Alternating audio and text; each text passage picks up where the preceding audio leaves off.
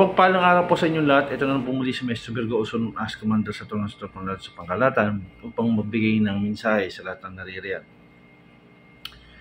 Ito po ay patungkol sa kumbate spiritual, kung ano po talaga yung mabigat na kalaban. Actually, kung lilinawin lang natin, lahat naman mabibigat na kalaban pero ang pinakamabigat na kalaban talaga sa spiritual, yung mga demons, yung mga archdemons, yung mga talagang mga namumuno, yung nagbibigay ng kapangyarihan dun sa mga tao na gumagawa ng spiritual attack. Sila po talaga. Kasi, alam mo ba, sa totoo lang, base sa experience natin, marami tayong nakakatapat na mga lesser demons, may mga higher demons din.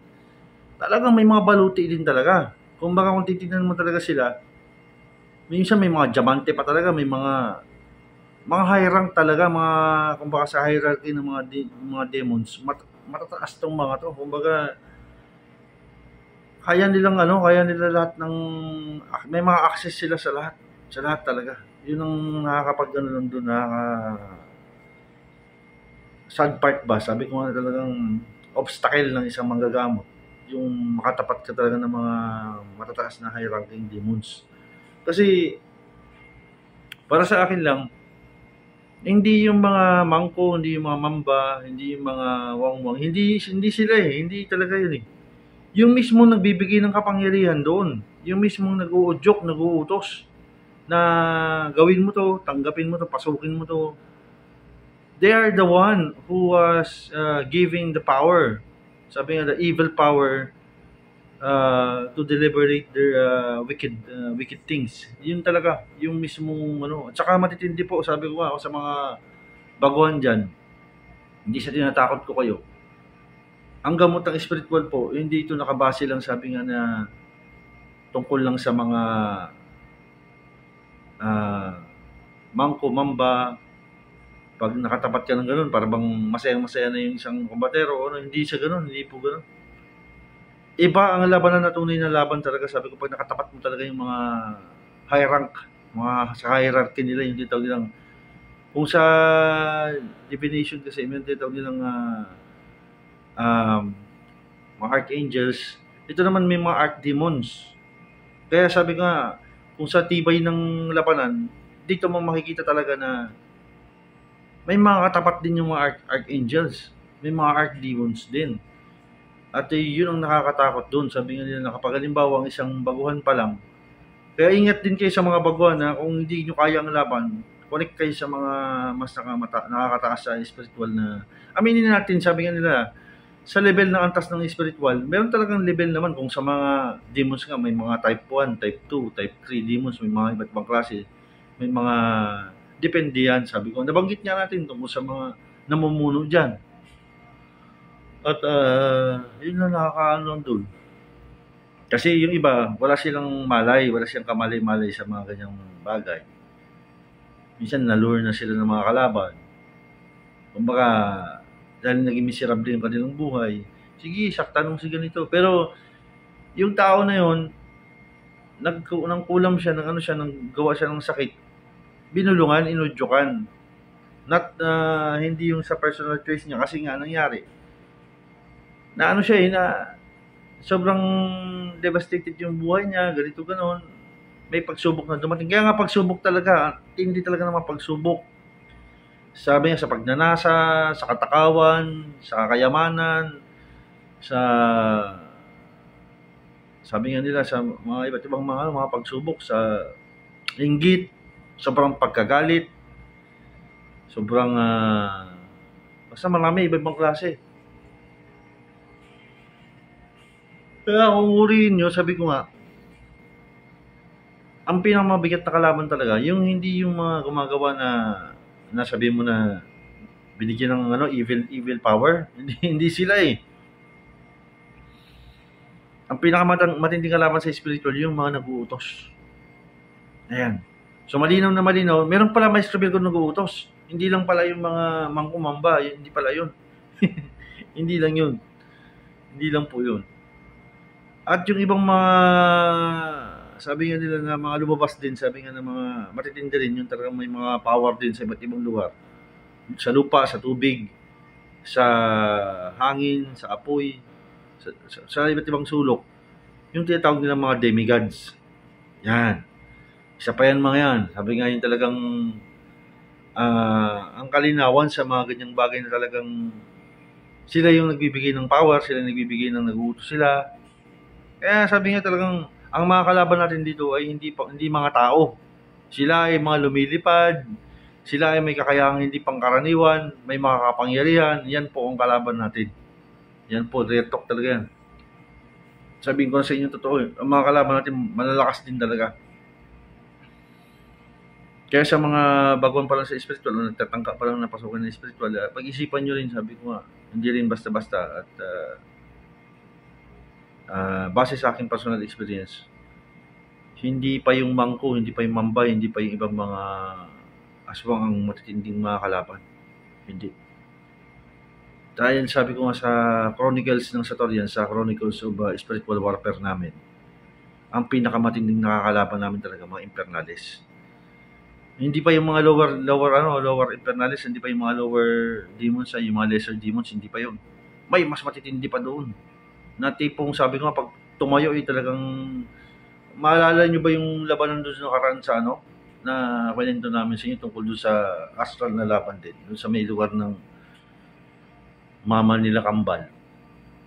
Yung dome ng labanan, nakukub yung dome nandun kami ni kapatid doon, sige na kapatid doon. So nandun yung dome, ang kitang-kita mo talaga merong isa doon nakatayo.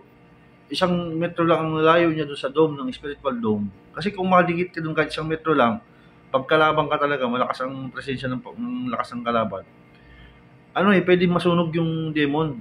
Pero ito, bakit ito? Sabi, tataka si kapatid doon. Maestro, sabi niya, bakit nakatayo doon? Sabi ko, may nakatayo talaga doon sa ibang parang puno.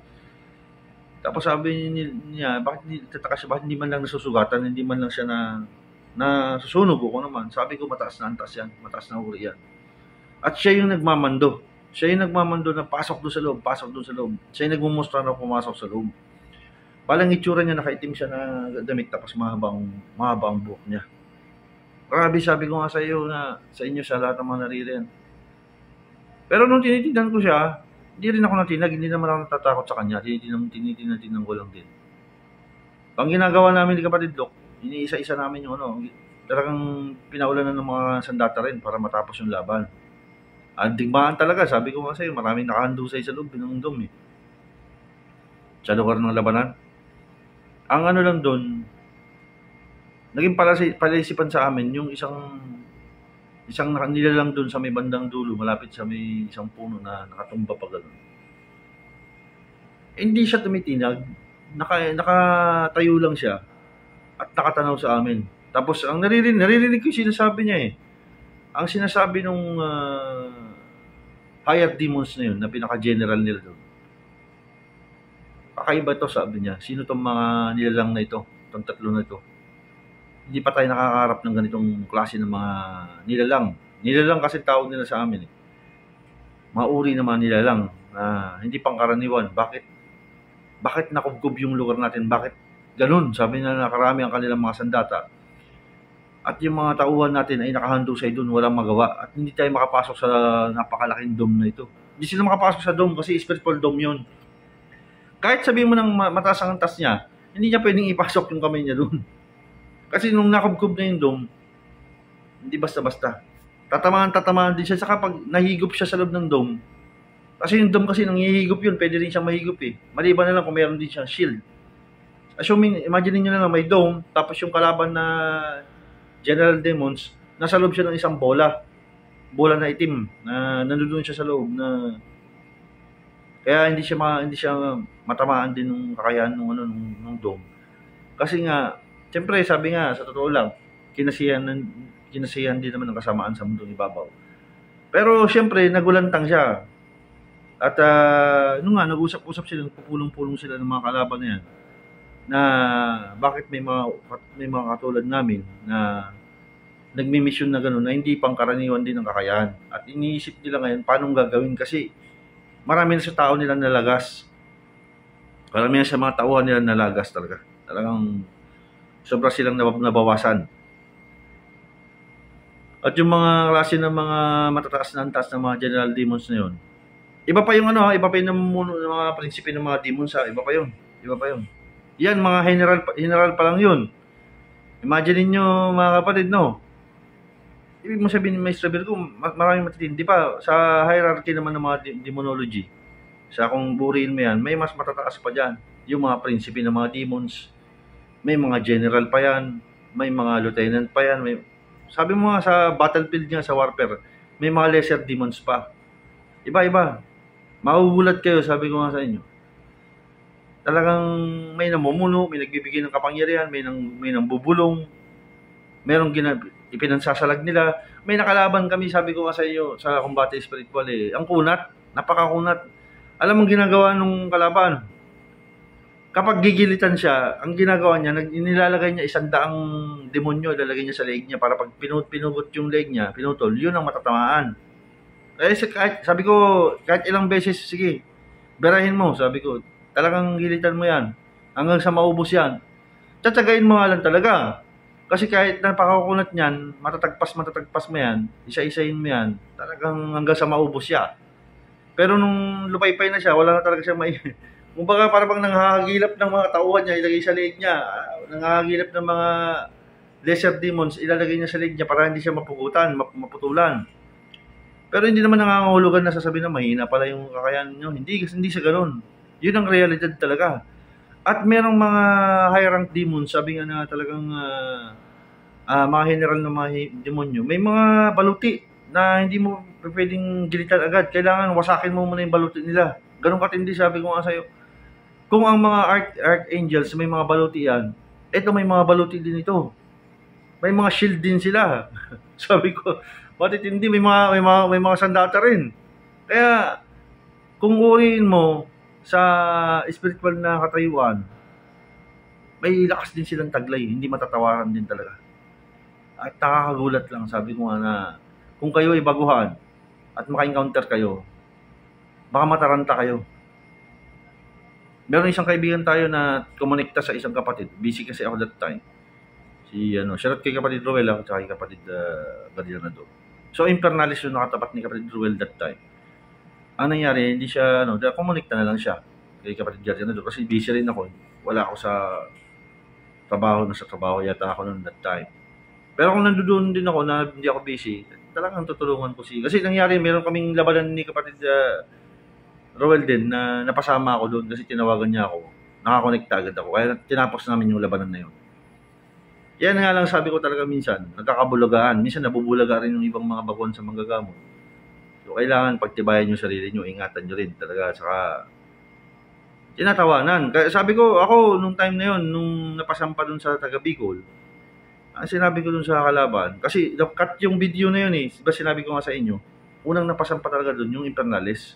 Sabi niya sa akin, tawa, hindi mo ako kaya. Sabi ko, huwag kang magsalita ng ganyan. Hindi ko daw siya kaya. Sabi ko, kahit ano pang sabihin mo. Pero alam kong Impernalis, hindi ka mananaig kahit anong gawin mo dyan. Ikaw ang mahuhuli ngayon. Kakadinahan kita ngayon, sabi ko sa paintulot ng Dakilang Ama. Kukunin kita ngayon. Ilalagay kita sa lugar ng kawalan. Wala kang kawala doon. Ayan. Sa lahat ng mga naririyan po, ay magsilbing aral sana ito at magsilbing katotohanan para sa lahat ng naririyan na mag-iingat din. At bukod pa doon mananalig din tayo sa Dakilang Ama always. Isuko natin ang sarili natin sa Dakilang Ama at ang pagganap natin ay hiningin natin ang basbas sa Kanya. At maraming mga bagay na hindi may paliwanag, hindi pang karaniwan. So, yung mga ganong klase ng mga labanan, ingat din po. Mabigat yung mga kalaban na ngayon. Kailangan lahat ng alas mo, ilalabas mo rin. Lahat ng nalalaman mo sa spiritual, ilalabas mo rin. Kasi it's a matter of time lang o ano man, pwedeng mawala ang isang pasyente. Pwede nilang kunin yan. Yan lamang po ang binabagi ni Maestro Virgo, also known as Commander Saturn Tornados, Sator Arepatinit Operadas, Mayong Verbum, Lucem Tenere, Latium Angelorum, Yosua Masaya, Yosua Masaya, Yosua Amasaya. Hanggang sa muli po.